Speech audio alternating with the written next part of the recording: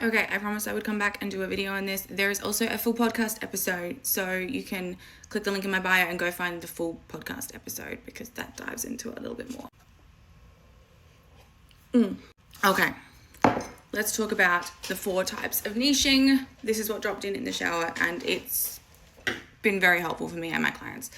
The first type of niching is the one that I think people are most comfortable with, and it is the most known.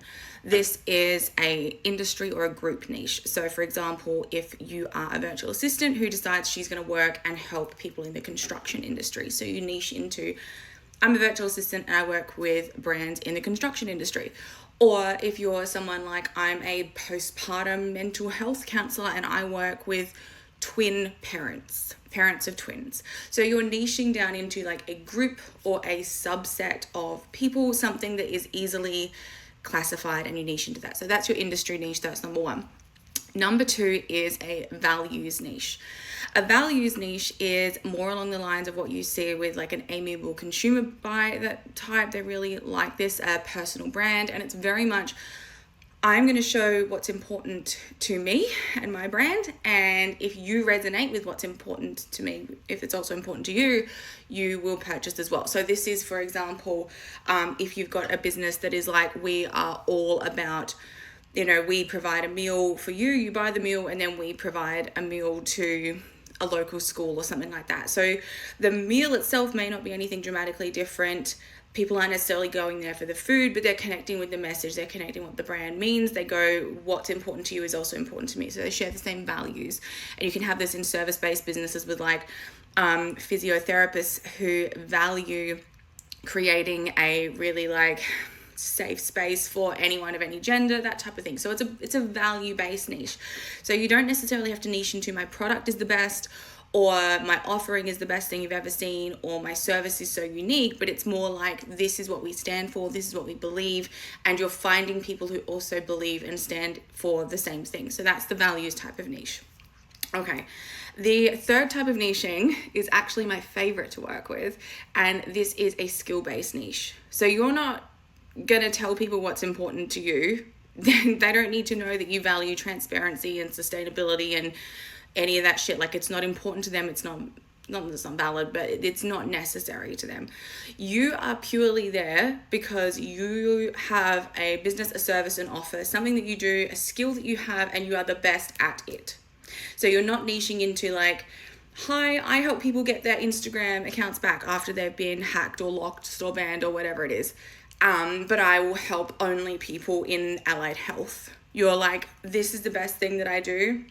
I am the best at getting your accounts back after they've been hacked, or dealing with Meta or Facebook ad account setups, or even if it's something like, I'm the best electrician at solar panel installation and getting the right one, whatever it is, you're not niching down into helping a certain type of person or a certain like values-based thing. You specifically have a skill, you solve a very specific problem, and you become known as the best for it. And that's kind of how a skill-based niche works. And I feel like this one is actually so undervalued, but it works so incredibly well. You can become known as the person who solves this specific problem for people.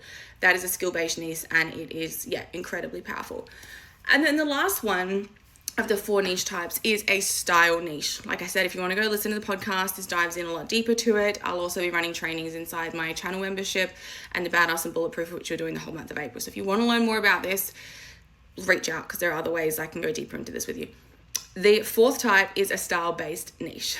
Once again, you're niching based on your style, not necessarily who you work with. And I feel like this one works really, really well for creatives. And I've got a lot of creatives that I work with and consult for.